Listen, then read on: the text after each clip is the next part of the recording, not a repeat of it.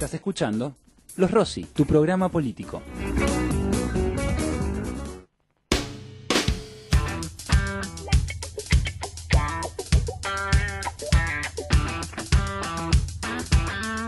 Muy buenas tardes a todos y todas, son las 14:03 y empezamos el programa de Los Rossi, segunda semana de marzo del 2018, y se viene con todo este programa donde vamos a estar hablando de actualidad, de los 10 años de la 125. También vamos a estar hablando sobre qué pasa con los derechos humanos en nuestro país y la doctrina Chocobar. ¿Qué está pasando? Que el gobierno le suelta las manos a las fuerzas de seguridad y los pibes se mueren en las calles. Este programa de Los Rossi viene con todo y estamos acá con Juanma. Buenas tardes, ¿cómo andan? ¿Todo bien? Todo bien. Sabemos que se pueden comunicar con nosotros, ¿no es cierto? Por supuesto, perdón, pero tiraron un Glade, una cosa acá en el estudio y estoy como atorado. Pero ya estamos. Si te querés comunicar con nosotros, lo podés hacer a través de nuestras redes sociales. En Facebook nos buscas como Los Rossi, en Instagram Los Rossi_ y en Twitter @LosRossi, ok. Y también si querés podés entrar al Facebook de Delphi o de Exacto. Agustín y lo podés hacer a través de @Rossi_Delfina o Agustín Rossi en Twitter, Rossi Agustín, ok. Así es, ahora Muchas redes son, por eso muchas no redes, aprendí. ahora les vamos a poner el vivo de Facebook, así también nos pueden ir comentando cosas y vamos leyendo lo que opinan de nuestro programa. Y les contamos que el programa de Los Rossi se retransmite los martes de 20 a 21 en Las Voces del Muro, los martes de 20 a 21 horas también por Radio Chalet de Santa Fe, y ahora los jueves de 15 a 16 horas por Radio Rebelde. Así que nos pueden seguir escuchando toda la semana. Además de, como siempre, encontrarnos en Radio Cut. Y si no están pudiendo escucharnos ahora por Sónica Más, pueden volver a entrar a radiosonica.com.ar y buscar el podcast de nuestro programa durante toda la semana. En todos lados, no pueden decir que no nos pueden Somos escuchar. muy completos. A veces me dicen, no sé en qué radio estás. No, pero es online. Es online. Es online y después tenemos las repeticiones por algunas FM y AM. Vamos con un poquito de música y seguimos con nuestro primer entrevistado. No quiero más problemas, quiero una solución. Yo no soy una enferma, el enfermo sos vos. Yo quiero que me entiendan, mi tiempo terminó. No solo estoy soltera, también mamá murió. Noviembre, esperando diciembre, que el 2020 traiga amor y alguien que me peine. Después vamos a seguir con más música, pero ya lo tenemos en línea a Guillermo Pérez Roisbin, quien es un nieto recuperado, y su apropiador, Francisco Gómez, lo tiene amenazado de muerte y parece que le quieren dar la prisión domiciliaria. Guillermo, buenas tardes, ¿nos escuchás? Hola, buenas tardes, ¿cómo estás? Escucho muy poquito. Bueno, ahí el operador está viendo de subirnos la voz. Ahí está. Ahí Ahora está sí. mejor. Bueno, Delfina te saluda y está Juan Manuel acá conmigo. Hola Guillermo, ¿cómo andas? Un gusto, Delfina, un gusto, Juan Manuel. Un placer. Bueno, queríamos hablar con vos para que nos cuentes cómo estás viendo esto de el cambio de la política de la justicia que le quiere otorgar prisión domiciliaria a apropiadores, a militares que fueron juzgados por crímenes de lesa humanidad. Bueno, mira, primero que nada a mí me gusta separar o disociar justicia de lo que es poder judicial, porque Sí. muchas veces no termina siendo sinónimo. Y la verdad es que yo he hecho el análisis de cómo han cambiado la manera en que fallan los jueces desde el año 2003, 2005 hasta la fecha, y Sí. la verdad es que tranquilamente en mi caso se puede llegar a cotejar incluso eso, porque en el 2005 a mis apropiadores lo condenan a 7 años y medio a él y a 3 años a ella. Digo, recién arrancaba el gobierno de Néstor y las penas todavía no se habían endurecido, si bien ya era política de Estado los derechos humanos, todavía las penas no se habían endurecido. Sí. Poco tiempo después, cuando le toca el proceso judicial a los apropiadores, por ejemplo, de Juan Cabandier, tenemos penas por los mismos delitos de 18 y 12 años. Entonces ya ahí ya tenemos un incremento de la pena. Lo mismo que también te puedo decir que cuando se lo juzga a Mañaco es la persona que está se conoce como el partero de la ESMA, este obstetra del Hospital Naval que trajo a 11 de nosotros, digo nosotros los nietos restituidos, Sí. en la ESMA. A él en ese momento se le da 10 años solamente por mí, por asistir mi parto. Después tenemos también el juicio por plan sistemático. Sin embargo, el año pasado en diciembre tenemos un retroceso con respecto a las penas, porque por 7 casos en el juicio ESMA unificado, por 7 partos, solamente le dieron 14 años. O sea, vos fíjate, por mí le dan Por 10, solo 10, por 14. por 7, 14, o sea, a razón de 2 años por cada parto. Está bien, entonces ahí ya tenemos, como claramente tenemos un retroceso. Pero además, tenemos para resaltar el fallo de la Corte Suprema que avalaba el 2x1. Sí, y que fue Entonces, respondido con una gran movilización en las plazas del país. Claro, y la premura que tuvo el Poder Legislativo como para sacar una norma que prohíba este beneficio, y ahora se da vuelta el criterio de la Corte Suprema, pero sin explayarse sobre la cuestión de fondo, se da vuelta y niega el 2x1 a otro represor.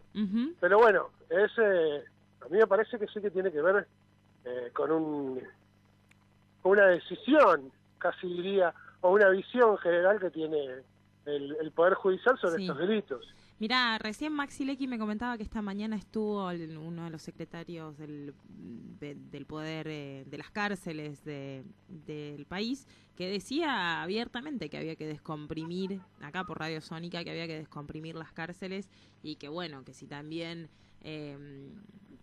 torturadores tenían que ir a la prisión domiciliaria, era una política que había que afrontar. Bueno, pero sin yo vergüenza ni siquiera. Pero yo en mi caso particular puedo decirte lo que es el régimen de prisión domiciliaria, porque mi apropiadora lo tuvo desde diciembre del 2001 hasta abril del 2004. Sí. Y la verdad es que si no lo violó, era por el terror que tenía a que la devuelvan a una unidad carcelaria, nada más, Pero hasta que la causa no cambió de manos del juez, que fue el juez Ballesteros en el 2004, no hubo ningún tipo de control, pero ni uno, Vos decís que podía acercarse hacia vos, amenazarte, decirte No, yo vivía con mi apropiadora, por eso te digo, yo viví con mi apropiadora durante todo ese tiempo, ¿me entendés? Y sin embargo no hubo ningún tipo de control. Entonces, si eso es lo que se pretende implementar para estos tipos, y la verdad que a mí me da miedo. Pero sigo con mi caso particular, Sí. En el 2016 se realiza un juicio que se conoce como Juicio Riva.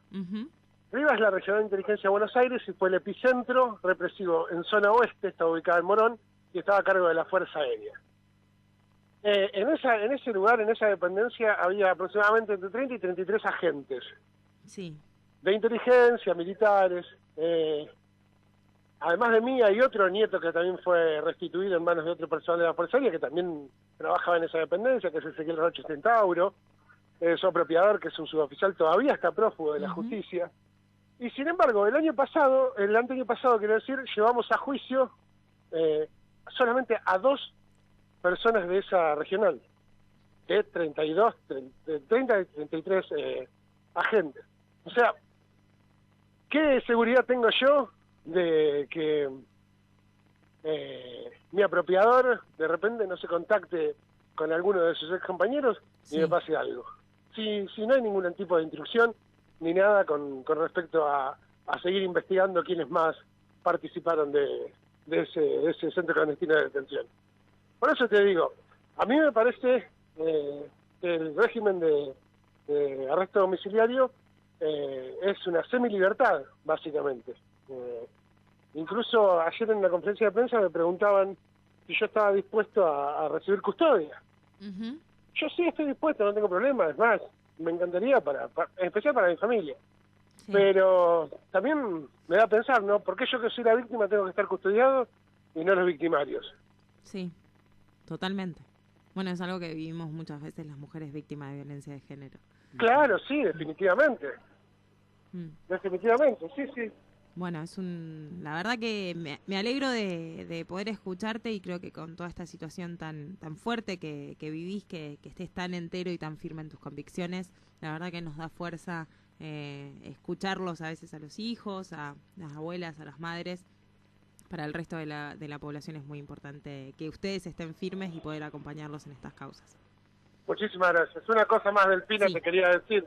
Yo no soy el único nieto que está pasando por esto. No, por supuesto. Yo fui el que se hizo visible por una tira de tweets, nada más. Pero somos varios los que estamos pasando por esto y hay muchos muchos apropiadores que ya están en libertad. Sí. Guillermo, ¿van a hacer alguna presentación judicial? ¿Va a haber alguna movida judicial, alguna movida también en las calles y demás? ¿Se viene el 24 de marzo? ¿Cómo seguimos ahora con esto? Mira, algo positivo que yo veo es que desde el año pasado sancionó una ley que se conoce como Ley de Víctimas, donde se le notifica a la víctima justamente de cualquier incidente que pretende hacer el condenado, como para alcanzar la libertad o el arresto domiciliario. Yo por eso me entero, porque me notifica el tribunal, y hay un detalle que es que tengo derecho a ser oído en audiencia por el tribunal previo a que tome una decisión. Está bien. Más allá de que todo lo que yo pueda decir no es vinculante, pero por lo menos tengo el derecho y la instancia de ser oído por el tribunal. Así que yo estoy esperando esa instancia y después cómo seguimos, sí, visibilizar que en los barrios esa persona que vos crees que es un vecino, ese viejito que vos tal vez ves caminando lento hoy, es un genocida. Como por ejemplo va a haber una actividad de hijos este sábado 17 donde se va a hacer un scratch a Mañaco, acá en plena capital. Así que bueno. ¿Nos podrías dar la dirección del scratch para que se pueda sumar los oyentes?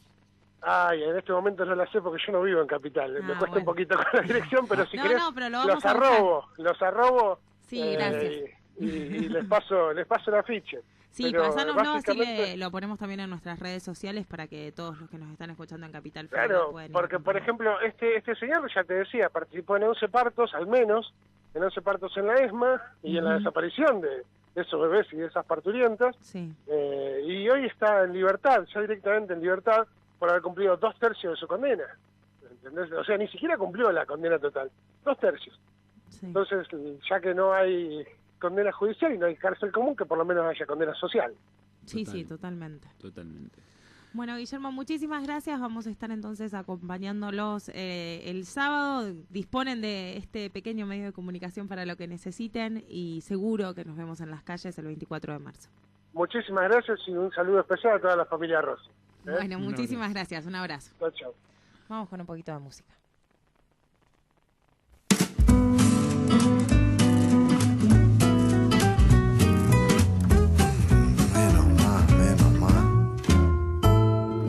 Menos, dame menos, que con solo un poco me contento. Menos, dame menos, estoy bien con un plato de fideos. Bueno, con un poquito de crema, manteca, quesito y pancito si hay. No quiero llamar al despilfarro, no me regales algo tan caro. Si quieres hacerme muy feliz, dame el corazón de un alcacil. ¿Para qué tanto sí? Eso no queda en mí. Dame algo de vos, eso lo guardo yo. Poco, quiero poco. Así cuando me das más lo valoro. Pero no confundas Y en cuanto al amor lo quiero todo, menos es más, con tanto no te manejes, que de a poco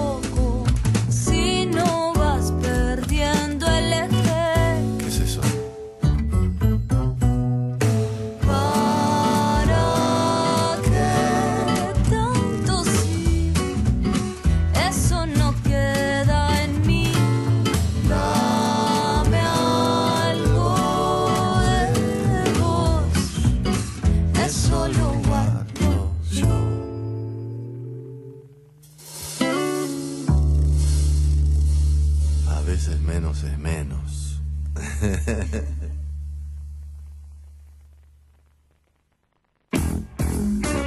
Estás escuchando Los Rossi, tu programa político. Sin duda que el debate alrededor de la resolución 125 marcó muchísimo a la sociedad argentina, si no, de hecho no estaríamos hoy a 10 años de ese debate reflexionando sobre el mismo. A mi criterio, como nunca antes en la historia argentina, se puso blanco sobre negro una disputa entre el Estado que quería, en una disputa alrededor de cómo se distribuye la renta agraria, la extraordinaria renta agraria en la Argentina.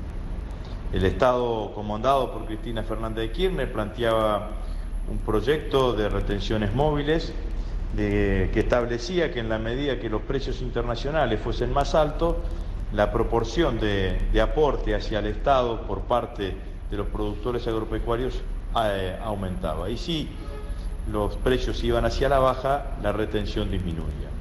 Enfrente de esto estaban las patronales agropecuarias. Las patronales agropecuarias claramente planteando la defensa de su interés sectorial, desplegaron un lockout patronal como nunca antes se había vivido en la Argentina. Es decir que por un lado teníamos al Estado Nacional defendiendo el interés general, el interés del conjunto de los argentinos, y enfrente las patronales agropecuarias defendiendo un interés sectorial. La tarea de los medios de comunicación, la acción de los medios de comunicación legitimó a ambas partes, cuando eran imposibles de legitimar. Cristina había sido elegida hacía 4 meses por una mayoría amplia de votos, y las patronales agropecuarias defendían su propio interés exclusivamente sectorial. A tal punto fue la acción de los medios de comunicación que en algún momento del conflicto pareciese que era al revés. Las patronales agropecuarias representaban el interés del conjunto y nosotros como Estado Nacional representábamos solamente un interés particular o un interés singular. Acuérdense de aquellas consignas: el campo es nuestro, el campo somos todos. Lo cierto es que lo que empezó como un conflicto entre un reclamo sectorial de un sector importante de la sociedad ante un gobierno terminó claramente en un conflicto de características políticas. Detrás de la mesa de enlace, detrás de las patronales agropecuarias, se agruparon todos los sectores políticos y no políticos que buscaban desestabilizar, deslegitimar, desgastar al gobierno de Cristina Fernández de Kirchner. Quizás por esta causa fue que no pudo prosperar la media sanción que aprobamos en la Cámara de Diputados, que yo hoy a 10 años reivindico, y la reivindico claramente porque me parece que en un acto de racionalidad política quizás hubiese aportado mucho para que la historia del sector agropecuario en la Argentina sea mucho mejor de lo que fue en los últimos 10 años. Ese proyecto que aprobamos en la Cámara de Diputados planteaba una serie de compensaciones que tenían que ver con la segmentación de la retención y con la compensación por flete. Los productores de menos de 300 toneladas se le bajaban 5 puntos las retenciones, pasaban de 35 a 30, que era la alicuota en la cual estaba en ese momento. Entre 300 y 750 toneladas, la retención se mantenía en 35%, entre 750 y 1500, las primeras 750 quedaban en 35%, y las segundas 1500 y las segundas 750 afectadas por la resolución 125.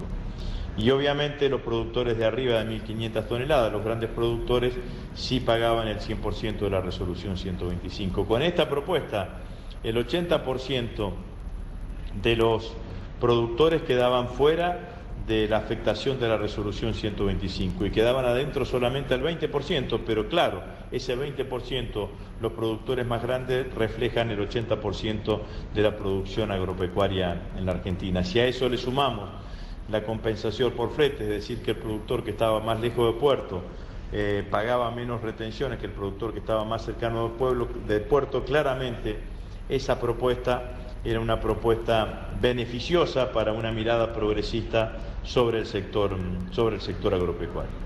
¿Por qué no prosperó? No solamente no prosperó por el voto no positivo, no prosperó porque en el debate, a la altura que llegó el debate en el Congreso de la Nación, en la Cámara de Diputados, las opciones eran blanco o negro, era a favor o en contra de la resolución 125, por esto que decía anteriormente, que detrás del reclamo de las patronales agropecuarias se habían juntado y se habían coaligado todas las fuerzas opositoras al gobierno de Cristina Fernández de Kirchner. Pero en términos racionales, en términos de racionalidad de política agropecuaria, esa media sanción que aprobamos en diputados merece ser considerada y merece ser puesta en valor. A eso le dijo Cobos que no con el no positivo.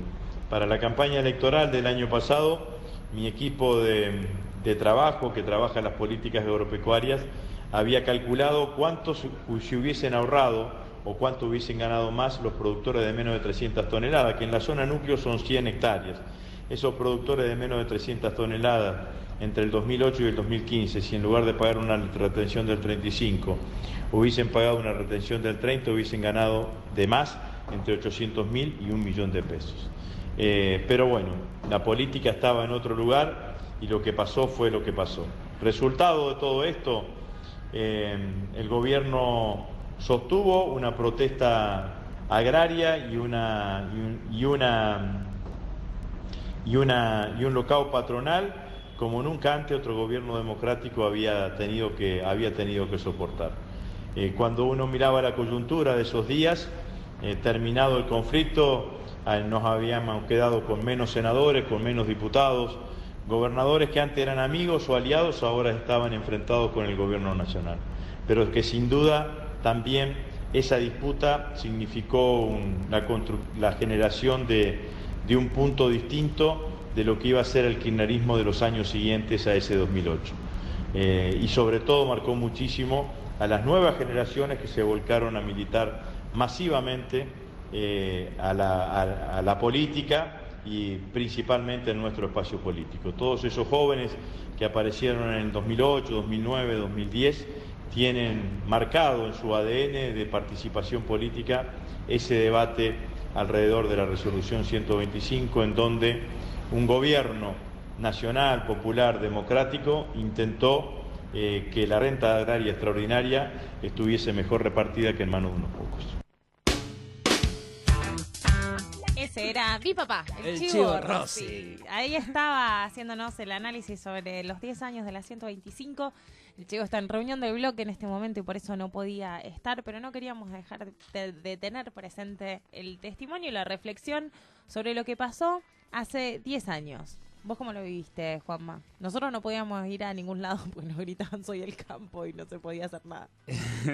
Yo creo que ahí fue como el gran despertar de un montón de, sobre todo de jóvenes, ¿no? Que nos metimos a entender lo que era. ¿Vos empezaste a militar ahí? Yo militaba antes, pero no era abiertamente kirchnerista, como lo puedo decir ahora, digamos. Era como, estaba ahí, sí. Estaba como con la política en las venas, pero era medio trosco, raro, sí, una cosa extraña. Pero yo en ese momento vivía en provincia, en Azul, que encima es como muy agro, y de repente ibas a la verdulería y no podías comprar nada porque las verdulerías estaban abiertas, pero había camionetas afuera que si vendían algo les hacían mierda todo, digamos. Claro. Entonces era como que la gente estaba con mucho miedo, había mucha violencia y ahí se pudo empezar a comprender. Yo siempre digo, acá vino alguien a prender las luces del escenario y a todos esos autores y esas cosas ocultas que había, y me parece que pasó eso con el campo, ¿no? Sí. Ese factor de poder tan grande que siempre funcionó en Argentina, pero que lo hacía desde la sombra, y que pocos presidentes se habían enfrentado. Bueno, Cristina lo hizo a 4 meses de haber empezado su mandato, y me parece que de ahí cambió, fue un parangón en la historia argentina.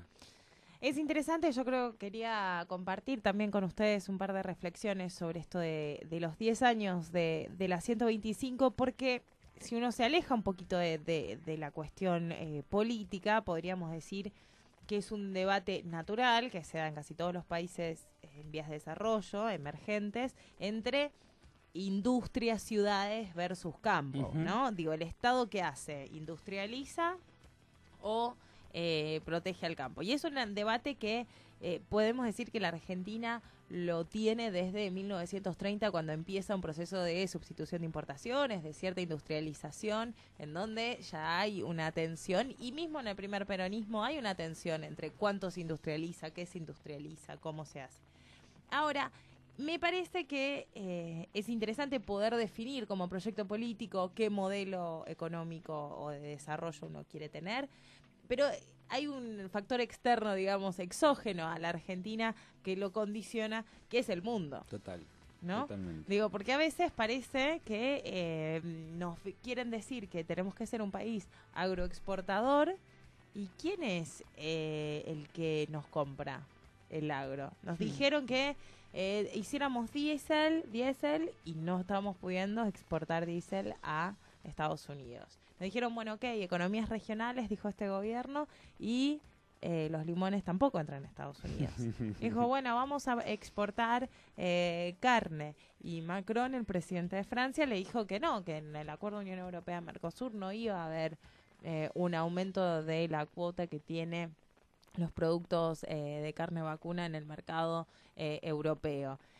Al contrario, entonces me parece que hay...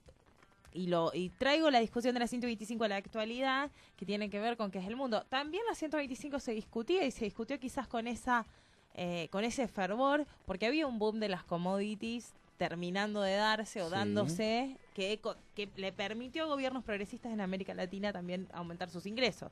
Entonces, tiene que ver mucho el contexto internacional, el mundo en el que vivimos, y quería traer esta reflexión de decir, bueno, quizás hace 10 años dimos un debate que quedó inconcluso en la sociedad, y después de la 125 prácticamente no se volvió a abrir ese gran debate de qué hacer con el campo.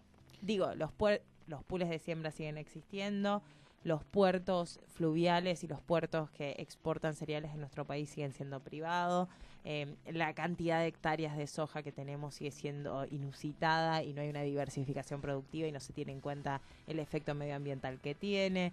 Los precios del alimento se mueven como el dólar, impactando la canasta básica de alimentación y los niveles de pobreza e indigencia en nuestro país. Digamos, tenemos problemas estructurales muy grandes. Pasó 10 años y no pudimos resolverlo. ¿Qué pasó en el medio? ¿Qué ¿Por pasó en el medio? Y alcanza con todo lo bueno que hizo el kirchnerismo en el medio, porque está bien, se frenó esa discusión, el kirchnerismo avanzó con otras cosas fundamentales en el cuanto a lo que yo decía de la tensión de industria versus campo. Bueno, el kirchnerismo tensionó en la industrialización, ¿no? Ujú. Tensionó con fabricaciones militares, con energía nuclear, con YPF, tensionó en un montón en la matriz productiva. Pero de alguna manera me parece que queda inconcluso el debate de qué hacemos con el campo y cómo hacemos para que ese campo genere valor agregado y se den procesos virtuosos de industrialización con cierta alianza también política con el campo, ¿no? Pero el problema acá no sería como el campo o lo que el campo produce, sino cuál es la concepción de cómo lo produce, o de cómo se mueve, o de qué factor de poder tiene en el país, o de la fuerza No, bueno, pero imperante. ese factor y ese poder y esa concentración tiene que ver con lo que produce. Digamos, si vos tenés Claro. pools de siembra de soja y lo único que hacen es soja, y la soja te cotiza a valor Chicago. Total, pero digo, Digo. en el 2008 no estábamos en discusión de no queremos más soja, nos parece que toda la gente... No, estamos en otra discusión. Está buenísima la soja, la necesitamos, Exacto. está todo bien, pero hay que regular Está esto. bien, pero había un tema de redistribuyamos. Había que distribuir. Bueno. Hay digo, gente que no era- quiere redistribuir nada. Pero digo, también nosotros a veces nos reímos de que decíamos, creo que había un cantito de la militancia que era gorila, si no querés retenciones tenés gobierno nacional y popular. Había Sí. una cantito que no tenía, digo, nos quedamos sin gobierno popular, nacional y popular, y nos quedamos sin retenciones, pues lo primero que hizo el gobierno de Mauricio Macri fue quitar las retenciones a las economías regionales, y en el 2018 disminuir la alicuota de la soja. Es verdad. Entonces, tenemos un problema un poco más grande que qué cantidad de alicuota. Me parece que el punto de la 125 es entender como sociedad que hay un debate pendiente, que no está resuelto, y que para dar ese debate de qué modelo queremos tener, necesitamos, uno, saber en qué país estamos, en qué mundo estamos viviendo, porque no lo vamos, digo, todo bien con que Macri haya ido a hablar con Piñera. Con Trump y lo llame por teléfono, pero dudo que consiga que Trump cambie su estrategia mundial. Tenemos que decir esto, ¿cómo queremos redistribuir? ¿Se lo va a llevar todo el agro? ¿O se lo va a llevar la minería como se lo viene llevando? ¿O va a haber un proceso de industrialización con inclusión social y con trabajo digno, etcétera? Digo, ¿qué modelo? Y por último, que un poco lo decía la intervención del Chivo al final, es ¿qué alianzas políticas necesitamos? Porque todo lo otro no sirve sin alianza política. Esa me parece como fundamental. Vamos a hacer un corte y después te quiero contar, Juanma, lo que... La reacción de Mauricio Macri. En esto de nosotros yo quiero decir... Porque se está peleando con todo el mundo, Mauricio Macri. Yo te propongo que pensemos una estrategia de país y Macri se pelea con la UIA, con el campo. Vidal diciéndole a la sociedad rural, sí, los vamos a ayudar, no se preocupen, pero tampoco dándole una respuesta. No se puede exportar, le abren las importaciones industriales y lo manda a Brown a hablar con el secretario de Comercio de Estados Unidos y Brown dice, señores, esto va muy mal, muy mal, muy mal. Así que si quieren, vamos a un corte. Tenemos una entrevista telefónica más súper interesante.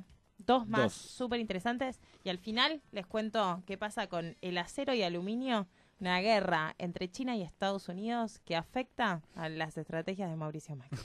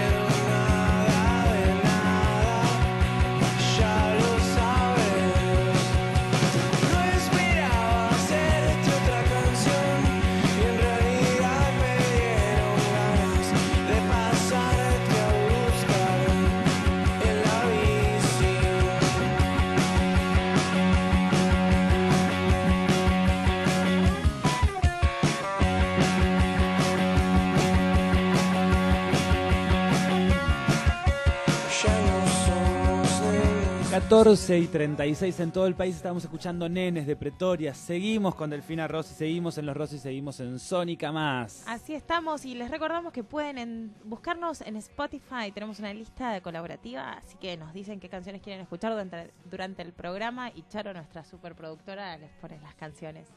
Cambiamos un poquito de tema y la tenemos en línea a Ileana Arduino, que es abogada, feminista también y tiene orientación en Derecho Penal. Ella es experta en seguridad y políticas de género y es integrante de la Junta Directiva del Instituto de Estudios Comparados en Ciencias Penales y Sociales. Ileana, muy buenas tardes. Delfina te saluda. Buenas tardes, ¿cómo estás? Muy bien, estoy también acá con Juanma. Hola Ileana, buenas tardes. Buenas tardes.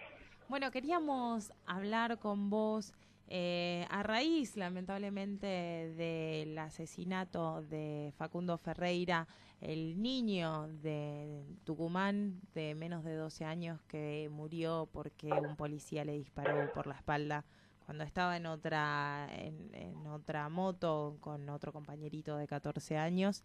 Y que hemos visto durante estas semanas a la abuela dando declaraciones y que de a poquito nos vamos enterando, ¿no? Que lo llevaron al hospital, que primero dijeron que fue un accidente, que no querían hacerse responsables, que parece que no hay una respuesta de Estado a algo que se está instalando cada vez más, que podríamos llamar como doctrina Chocobar, o directamente permitirle a las fuerzas de seguridad que hagan lo que quieran con nuestra población. Sí, en realidad son emergentes de la decisión política de hacer de la liberación y de zonas y del gatillo fácil una política de Estado encubierta. Lo cierto es que independientemente de las responsabilidades individuales de cada chocobar que dispare Sí. al blanco también socialmente construido de jóvenes de sectores populares, porque eso también hay que decirlo, no es una actuación policial en el vacío, tiene un consenso de tipo racista, social bastante extendido y una autoridad política que renuncia a las responsabilidades del control para convalidar y habilitar la violencia como estrategia de intervención frente a las más diversas formas de conflicto, porque no podemos desconectar estas expresiones extremas de la relación que el macrismo propone entre fuerzas de seguridad y conflicto social en general, Sí. y que reserva para los sectores más desposeídos políticas de exterminio. Clarísimo. Ahora, la respuesta social a esto, a esta política de Estado, como la estás definiendo, ¿no? Parece poco clara, ¿no? Como que todavía, tuvimos grandes manifestaciones por Santiago Maldonado, algunas por Rafael Nahuel, pero parece que a los pibes pobres que los mata un policía con gatillo fácil, la sociedad no responde tanto, ¿no? Hay una especie de invariante punitiva, de raíz racista, digamos, que permea y que nos sucede a todos, digamos, más allá de los posicionamientos ideológicos. Por supuesto, vemos quienes rechazamos y no entendemos que la persecución de los sectores más desaventajados de una sociedad sea una política democráticamente tolerable. Sin embargo, lo cierto es que con distintas intensidades, desde la vuelta a la democracia en adelante, la relación entre jóvenes y policías es una relación no saldada. Lo que sí evidentemente marca matices es la habilitación o no del resto de los actores. Uno puede tener sociedades que expresan unas retóricas manoduristas, Sí. pero si el Estado, en lugar de montarse sobre el racismo social, sobre el olfato vecinal, desmonta eso, es un Estado democrático que se hace cargo de una demanda que está formulada de manera autoritaria, porque se esconde ahí la demanda de seguridad, y la devuelve con respuestas de tipo democrático. Lo que tenemos en esta escena es lo peor, que es la conjunción de unas demandas autoritarias, sociales, pero autoritariamente formuladas, con un Estado que en lugar de resolver el problema democráticamente se vale de ese autoritarismo social para profundizar ya no una grieta, ya no una distancia, sino directamente un abismo. La propuesta, además, hay que leerla como una propuesta de continuidad. Cuando el macrismo asumió en el gobierno, hubo una serie de casos de personas que ejecutaron a otras, que mal llamados casos de justicia por mano propia. También hubo un alto involucramiento del presidente de la Nación, de la ministra de Seguridad, del ministro de Justicia, alrededor del caso de un médico de San Martín, de un carnicero en la ciudad de Zárate, justificando ese tipo de violencia administrada sobre cuerpos pobres. No hay por qué sorprenderse de que eso suceda por parte del mismo Estado en relación con las fuerzas de seguridad. Ahora sí tenemos que ver cómo provocamos algunas reacciones que dejen de confirmar que vivimos en un mundo donde algunas vidas no importan absolutamente nada. Juanma, te toca. Sí, estaba escuchando muy atento, porque la verdad es que está bueno ponernos a reflexionar sobre esto y sobre todo sobre el rol del Estado, ¿no? Porque en los medios de comunicación escuchamos a diario esta cosa de la mano dura, de que incitan a que la gente empiece a pensar que el pibe pobre es chorro y el pibe que anda en moto es un motochorro que le va a hacer un daño de más. Pero como bien decía Ileana, y me parece que esto es interesante remarcarlo, cuando el Estado toma otra decisión, que es quien tiene la responsabilidad, puede parar con esa bola que puede ser interminable, si no.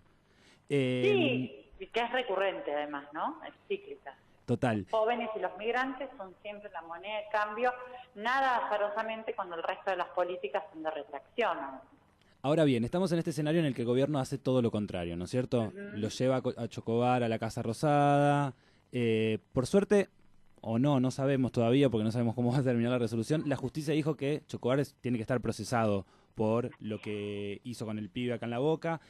¿Cuál es la situación de los policías, si estás al tanto, de Tucumán, ¿no? Porque no fueron detenidos, sí fueron a declarar, pero no los detuvieron. Escuché al abogado hoy por la mañana que dijo que estuvieron demorados apenas sucedió el hecho y no están detenidos. También estamos muy acostumbrados a que la primera respuesta de detención, el abuso de la prisión preventiva, parezca como una respuesta de calidad, y no lo es. Lo que sí es alarmante es la demora en resolver una serie de situaciones que que hay violencia resuelta, porque aunque el hecho es extremadamente grave, es un hecho bastante flagrante y ya hay una serie de indicios que marcan que por lo menos hay maniobras de ocultamiento que son importantes. Y como correlato de eso debería haber reacciones políticas y judiciales, creo yo, mucho más intensas. Lo que me parece muestra la resolución del Poder Judicial en el caso Chocobar es lo importante que es tener un Poder Judicial que controla a la policía y no un Poder Judicial que convalida el relato policial permanentemente. Si estos casos extremos se producen es porque todos los días los jóvenes de las barriadas de nuestras grandes ciudades, sobre todo, son hostigados por policías que les revisan sus bolsos, que les sacan sus gorras, que los ponen contra la pared y que afortunadamente no los matan o no los torturan. Pero no podemos leer los casos como el de Facundo Ferreira o el caso Chocobar como unos hechos excepcionales de un loquito suelto dentro de la fuerza, sino como unas violencias regulares de nuestras policías. Sí, totalmente. Sí, yo creo que ese es el mensaje más fuerte, ¿no? Hoy le pasó a Facundo, mañana puede ser cualquier otro pibe, porque están todos... Y le está pasando a un montón de chicos que lidian con el hostigamiento policial que frente a la brutalidad parece menor, y lo es. Ciertamente no es lo mismo ser ejecutado que ser detenido en una esquina, pero cuando uno piensa que solo por el color de su piel, por la forma de vestirse, por el lugar en el que vive, va a ser objeto de intervenciones policiales permanentes, también va adquiriendo una serie de restricciones sobre la propia dignidad, sobre la propia autonomía, que también disminuyen la capacidad de reclamo y terminan por hacer que las personas asumamos etiquetas y construyamos medio colectivamente esa especie de enemigo público número uno que nos es instalado, ¿no? Digamos, la seguridad que nos venden la pagan estos chicos. Sí, el nosotros y los otros son los pibes villeros y ahí se construye. Ahora, también vimos los casos de violencia y uso extremo de la violencia por parte de los policías con sus propios súbditos, ¿no? ¿Se acuerdan en Salta? ¿Mendoza? Mendoza o Salta. El caso del chico que estaba aprendiendo para ser policía y que era su La Rioja. Ahí está.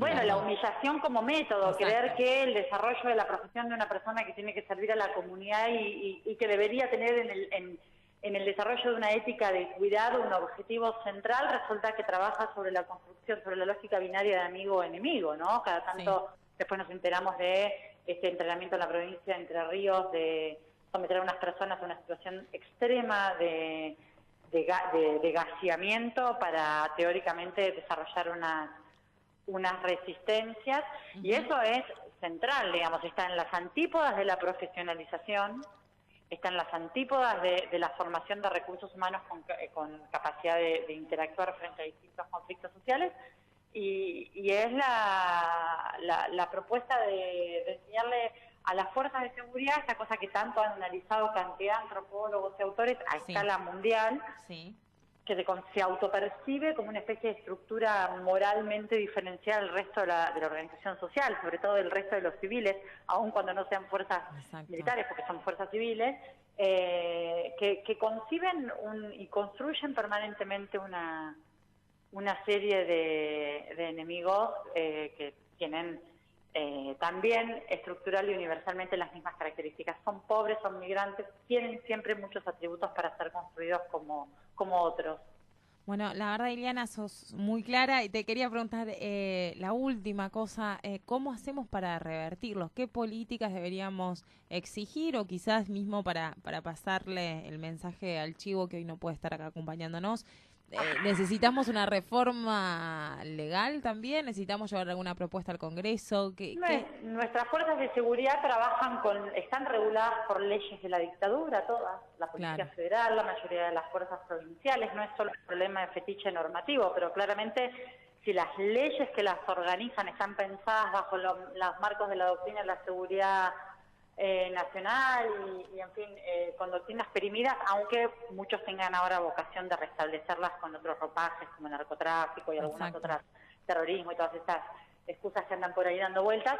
Eso por un lado. Por otro lado, también la posibilidad de exigir mecanismos que permitan a las estructuras policiales, esto que señalabas antes, denunciar las prácticas violentas. O sea, las personas que integran las fuerzas de seguridad, por ejemplo, están excluidas de mecanismos como el defensor del pueblo. No pueden reclamar por las violaciones de derechos dentro de las instituciones a las que pertenecen.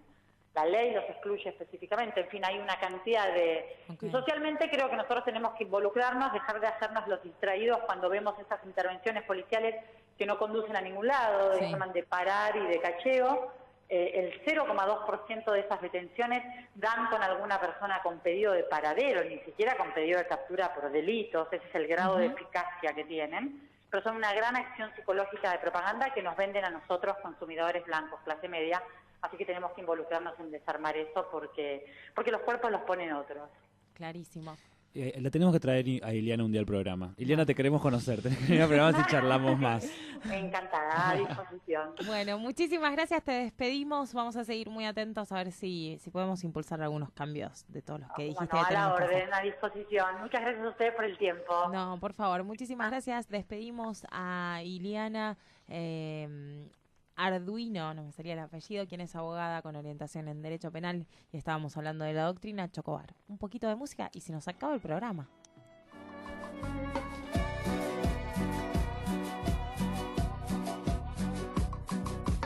Cambiamos ojos por cielo, sus palabras tan dulces, tan claras, cambiamos por truenos. Sacamos cuerpo, pusimos alas. Y ahora vemos una bicicleta alada que viaja por las esquinas del barrio, por calles, por las paredes de baños y cárceles. Bajen las armas, que aquí solo hay pibes comiendo. Cambiamos fe por lágrimas, con qué libros educó esta bestia con saña y sin alma. Seguimos en Sónica Más, seguimos en Los Rossi, 14:50 en todo el país. Estamos escuchando El Ángel de la Bicicleta de León Gieco. Y ahora sí, vamos a ya los últimos 10 minutos del programa. Estamos en comunicación telefónica con Luli Sánchez, Luciana Sánchez, abogada de Saya Zacayán. El 11 de octubre del 2015, la referente y militante Diana Zacayán apareció muerta en su casa. Y 2 años después, el 12 de marzo del 2017, inició por fin el juicio por travesticidio. Diana fue impulsora de la Ley de Identidad de Género y del cupo laboral travesti trans. Y bueno, queríamos hablar con Luli acerca de esta situación, ¿no? De cómo comienza el juicio y cuál es su reflexión sobre ello. Buenas tardes, Luli. Juanma Bassano, Delfina Rossi. Hola, Luli. Hola, ¿cómo están? Muchas gracias por la comunicación y por poder, hablar de Diana. No, muchas gracias a vos y por estar llevando esta lucha, la verdad. Sí, por suerte somos muchas y muchos quienes venimos trabajando en este juicio desde muchos lugares, así que, eso es muy importante. Realmente se muestra, ¿no?, cómo desde el Movimiento de Derechos Humanos, desde el Movimiento Nacional y Popular, desde el movimiento trans, todos, vamos poniendo acá el trabajo y la militancia que hay que poner, así que fue un proceso arduo, pero con mucho acompañamiento. Sabemos que ayer estuvieron también los movimientos de diversidad y derechos humanos enfrente de los tribunales y que el juicio continuará los próximos días lunes, si no tengo mal entendido. Y queríamos preguntarte un poco cómo están consiguiendo que se juzgue la muerte de Diana como un travesticidio que fue. ¿Qué quiere decir esto del travesticidio? Si puedes explicar y cómo están llevando la causa. Sí, bueno, el travesticidio es una figura que formalmente está incorporada en el Código Penal desde 2012, está contemplada en el inciso cuarto del artículo 80, la misma ley que incorporó los femicidios, incorporó también los crímenes motivados en el odio a la identidad de género. Entonces esta es una primera cuestión que hay que tener en cuenta. Y bueno, en concreto Diana trabajó mucho, una de las dimensiones de su trabajo justamente como militante y también como periodista y como investigadora, fue investigar los crímenes de odio y los travesticidios, así que ella, a partir de su trabajo, sobre todo de su trabajo de campo en distintas entrevistas con víctimas de intentos de travesticidio, con sobrevivientes de travesticidio, bueno, fue también llenando de contenido este concepto. Entonces la verdad es que bueno, es su propio trabajo el que estamos llevando adelante. Si no fuera su juicio, ella estaría participando activamente y contaríamos con ella, bueno, y con Loana Berkins de distintas maneras. Sí. Así que lo primero que hay que tener en cuenta es eso, que es un trabajo que el colectivo trans y las referentes venían desarrollando desde hace mucho tiempo, que está receptado en la ley y que, bueno, lamentablemente la justicia todavía no lo hizo, pero por lo menos sí en este momento la fiscalía, la acusación, sí. Nunca se aplicó esto, digamos. Entonces ese es el desafío ahora. O sea, haber trabajado con la UFEM nos permitió llegar hasta acá con esa calificación, y eso es muy importante decirlo también. Perdón. No, para que los y las oyentes estén en órbita, digo, cuando hablamos de feminicidio es el asesinato de una mujer por el hecho de ser mujer, y un travesticidio es el asesinato de un travesti por ser travesti. Una, entiendo que la figura... En el caso de un varón trans, ¿cómo funcionaría, Luli? Bueno, en el caso de un varón trans, hay también trabajos de tanto en nuestro país como de especialistas de otros países que hablan justamente de los asesinatos de varones trans. En este caso son crímenes de odio, obviamente no son femicidios, claro, en un sentido feminizante justamente del término, pero sí hay una raíz común en el sentido de que también los... por el género. Exacto, hay una raíz en el odio de género, exactamente. Claro. Y un travesticidio en este caso, bueno, justamente lo que se protege, digamos, lo que se protege en un femicidio y el agravante, digamos, porque es este agravante en el código, es porque, bueno, se protege el derecho de las mujeres a una vida libre de violencia de género, justamente, ¿no?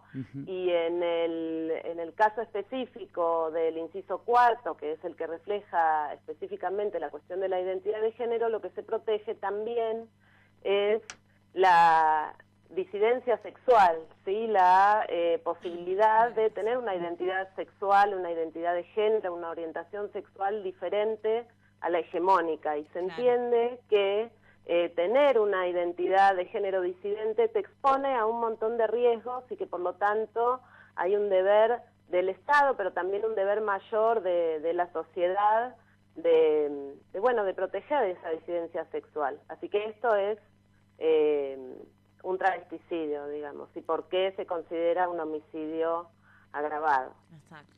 Luli, el día de ayer fue un día muy emocionante, no solo porque por fin se logra llegar a la justicia, sino también porque por primera vez le vieron la cara al asesino de Diana. ¿Cómo va a ser de ahora en más estos lunes que vienen? ¿Empiezan las declaraciones? ¿Va a declarar él? ¿Cómo es? Bueno, él tiene derecho a declarar, por supuesto. No sabemos si lo va a hacer. Sí, hizo uso de este derecho durante la investigación, pero bueno, tiene derecho a hacer uso de esto o no durante el juicio. Así que eso, por una parte, respecto de sus declaraciones. Después sí, ahora vienen las audiencias de las testimoniales. La verdad es que cada una de las audiencias tiene muchos testimonios, tienen más de un testimonio que van a ser importantes, y bueno, y también va a ser algo, bueno, muy emotivo, ¿no? Lo decía Saya ayer, que estar ahí en estas condiciones, bueno, nada, es muy movilizante. Saya justamente, que es el hermano de Diana, va a declarar el lunes que viene, así que bueno, va a ser un día fuerte porque vamos a saber si el imputado va a declarar y Saya va a declarar, así que va a ser muy movilizante. Estamos llamando a acompañar también ese momento en la plaza frente a tribunales, que fue algo que bueno, que sucedió ayer en la apertura y que fue muy importante también poder estar todos juntos y juntas ahí antes de entrar a la sala de audiencia, que es un ambiente más formal, frío y todo eso. O sea, entonces el lunes que viene a partir de las 9 de la mañana, 8, 9...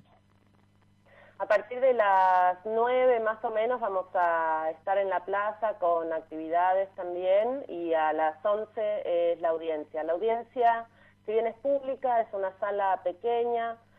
Las audiencias que siguen no se van a transmitir en vivo como antes, sí, obviamente se van a grabar, pero bueno, hay cuestiones de sensibilidad también. Está bien.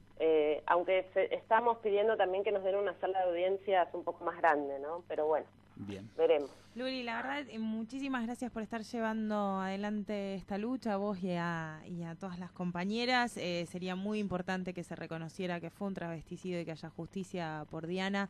Te despedimos y te dejamos este canal abierto también para lo que necesiten. Muchísimas gracias a ustedes, gracias por reportar esto. Es el primer travesticidio que se reconoce también ampliamente desde los medios de comunicación, así que les agradecemos también eso. Un abrazo grande. Un abrazo. Bueno, 20 segundos. 20 1, 2, 3. segundos. Chau, chau. Bueno, gracias a todos y a todas los que estuvieron escuchándonos hoy, a los que nos siguen en Facebook, en el Facebook de Delfina Rossi, que hay un montón de saludos y cosas, a Miguel, a Carlos, bueno, a Melina, a toda la gente que nos saluda. Nos escucha desde todo el país, desde Santiago del Estero, desde Quilmes, provincia de Buenos Aires. El martes que viene vamos a seguir transmitiendo, así. Nos gustó lo del Facebook Live. Sí, porque nos dicen cosas, a vos te dicen cosas re lindas, Delfina Rossi, te dicen cosas re lindas. Así hemos pasado otro programa, hablamos de todo. La verdad que fue un programa en el que hablamos de temas muy fuertes, pero que sobre todo hay que seguir adelante y hay que ponerle onda a este país. Vamos a repetir dónde va a salir el programa. El programa va a salir hoy, martes de 2021, en Las Voces del Muro por www.lasvocesdelmuro.net. Y para aquellos que están en la ciudad de Santa Fe, de 20 a 21 horas, nos pueden escuchar por FM Radio Chalet. Y el jueves, si todavía no escuchaste Los Rossi el jueves, tipo, que te puede pasar. Que te puede pasar, pero todo bien. Igualmente prendés entre las 15 y las 16 AM Radio Rebelde y nos encontrás ahí de nuevo, y si no, entras a www.radiosonica.com.ar y buscas nuestro podcast. Genial, y nos vemos el martes que viene. Nos vemos el martes que viene. Muchísimas gracias a Charo, gracias a Álvaro, el operador. Un beso grande a Claudio. Un beso grande a Claudio, que se está recuperando, pero próximamente lo vamos a obligar a venir acá. Como sea, porque lo necesitamos.